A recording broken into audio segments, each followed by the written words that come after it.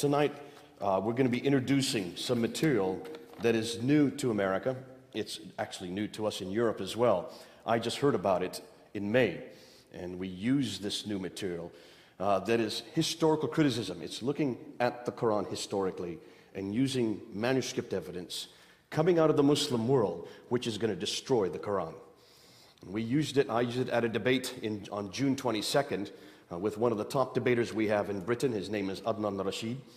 And he let me go first. He should never have done that, because I introduced this new material that I'm going to introduce tonight, which pretty much puts the Quran out of the 7th century into the 8th century, which means Muhammad had nothing to do with the Quran.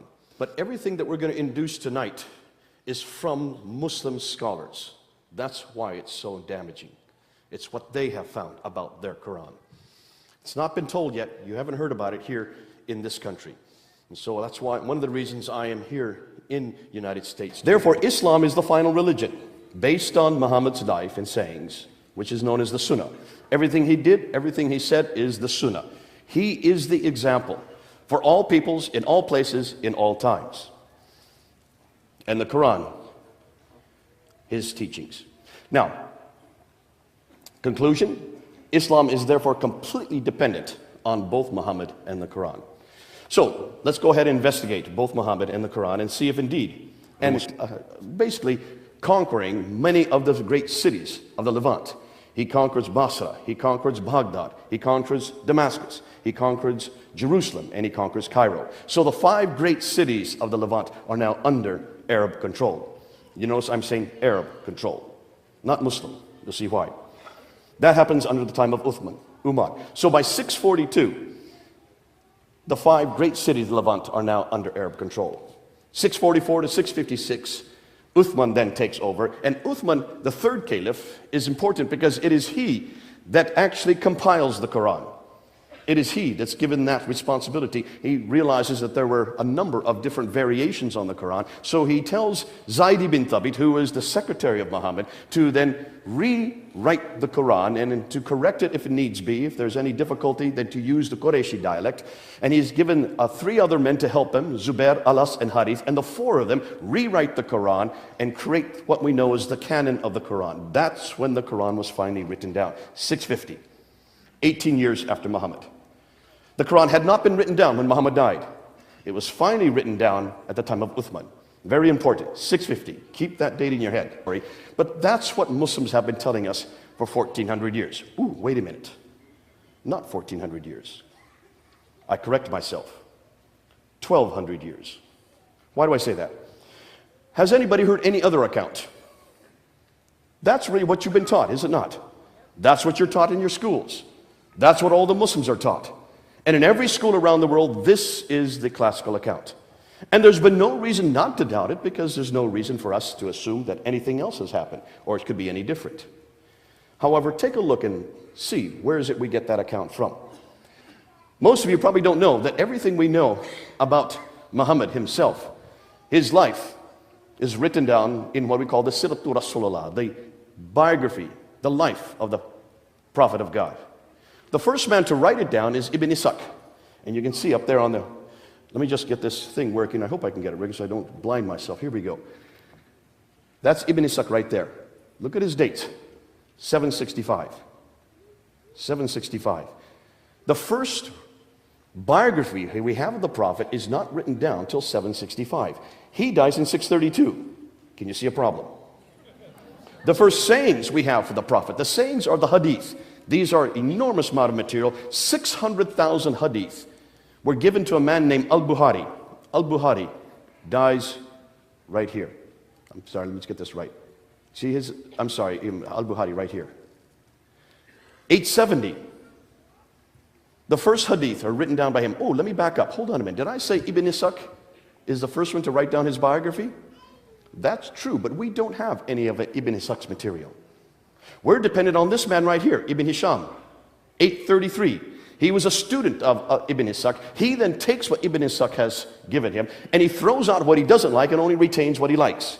So the only thing we know about Muhammad comes from Ibn Hisham. His date is 833. Muhammad died in 632. Can you see the problem? The first sayings, these 600,000 akbars that are given to al-Bukhari, he is then to whittle away that which he doesn't like.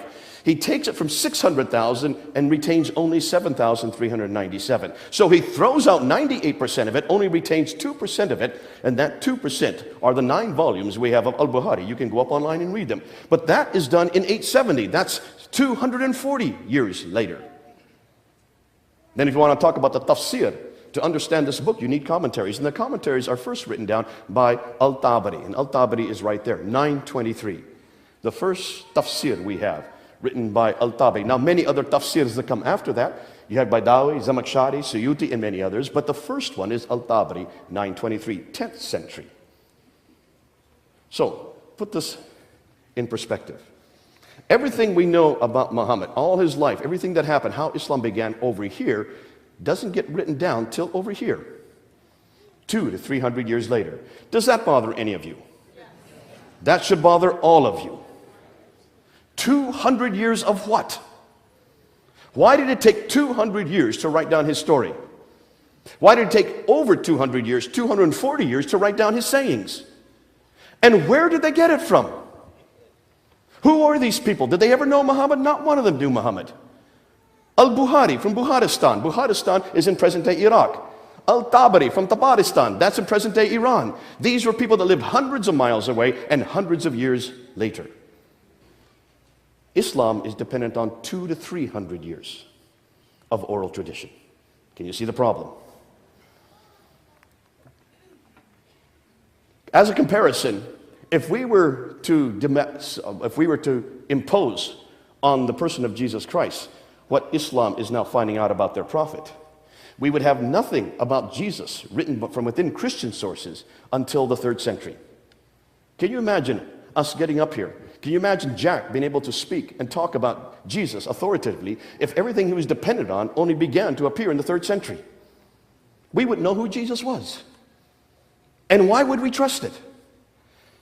Yet this is something Muslims have not acknowledged. So the Western world, especially the secular scholars, are now asking 2 things. And they're coming up to 2 suppositions.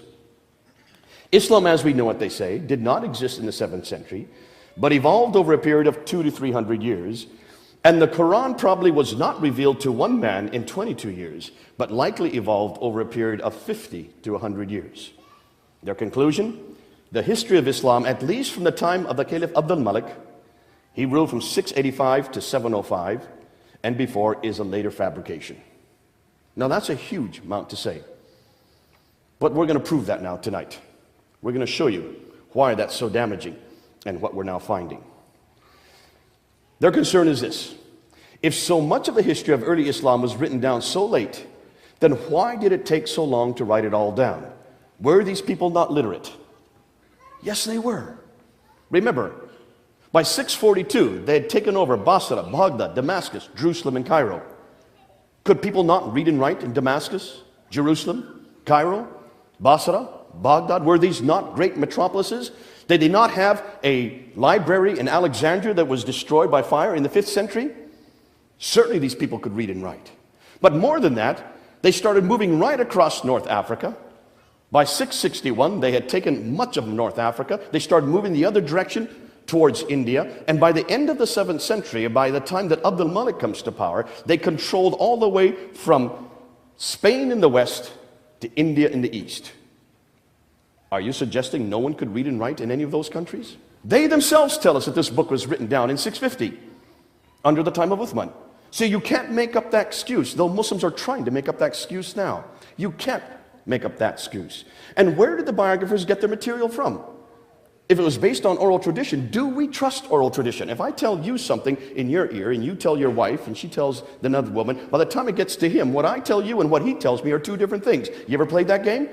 It's a great game to play. We do it all the time in birthday parties. Chinese whispers. Sorry, Chinese. Or telephone. And this is a game that shows exactly the problem with oral tradition, especially oral tradition, if it's based on someone that's important to your identity, as Muhammad would be. It gets embellished all the way. Therefore, they're asking, can it be trusted? Should we not instead go to the period these events took place? Should we not go back to the 7th century and see what we find? So, what are they finding? Well, let's take a look at that map real quickly. You can see right here, by the time 661, Islam had, sorry, did I say Islam? Ooh, forgive me. The Arabs had already moved out from this part of the world over into this part of the world, all the way up into here. All that land was under their jurisdiction. I'm losing my... Do we have another one of these? I just think I ruined this one. Here we go, there we go, back again. This area, all the way to that area, was under their jurisdiction. So we're not talking about a people that were destitute. We're not talking about a people that were persecuted. We're not talking about people that were oppressed like Christianity was to begin with. Remember, Christianity for the first 300 years were underground. They were persecuted. Our scriptures were destroyed. The Diocletian edict in 300 destroyed many of our manuscripts. Islam can't make that excuse. They controlled this whole swath of land. They controlled these cities. There's no way in the world that any of these Qurans should have been destroyed or lost or burnt. What they now find is that the first Arab inscription referencing Muhammad is not till 691. We hear nothing about Muhammad from any Muslim sources until 691. Muhammad died in 632. It takes 60 years before any Muslim or any Arab refers to his name. That's curious. Secondly, the first reference to the people called Muslims is not till the 690s. There's no reference at all to anybody called Muslims until 690. Now remember, who is ruling the Arab world in 690? Abd al-Malik. Abd al-Malik came to power in 685, and from 685 to 705, he was the ruler. It is he that introduces Muhammad's name. It is he that introduces the name Muslim. What is the name that these people who were conquering all these cities called themselves? They call themselves Saracens. They call themselves Maghrites. They call themselves Ishmaelites. They call themselves Hagarenes. They call themselves Muhajiruns. What does that mean? A Saracen really is a name for an Arab. The Ishmaelites and the Hagarenes, that's of course their inheritance. They look back to Abraham through Ishmael to Hagar. The Maghrites, that's the place that they come from. And the Muhajiruns are those who are in Exodus, those who are basically roaming, going from one place to another, nomadic. The Muhajirs, the ones who do have an Exodus. Those are the names they call themselves, and in all the documentation we can find from the 7th century, these are the names they call themselves. Not once do we find any reference to people called Muslims until the 690s. That's troubling. There's no reference to any religion called Islam until 691. It is first introduced on the Dome of the Rock in Jerusalem, where Amir is from. It is there on the Dome of the Rock, on the inner ambulatories, that we find the first reference to Muhammad as a prophet. It is introduced by Abd al-Malik in 691, and then introduced on coins in 692. So we have no reference to Muhammad as a prophet, or any reference to the Muslims, or any reference to a religion called Islam until 691, 60 years after Muhammad.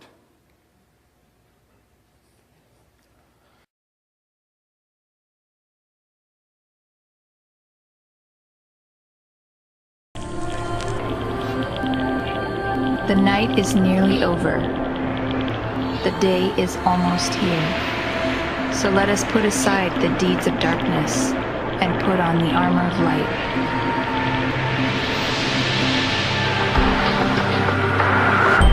And do this, knowing the time, that now it is high time to awake out of sleep. For now our salvation is nearer than when we first believed.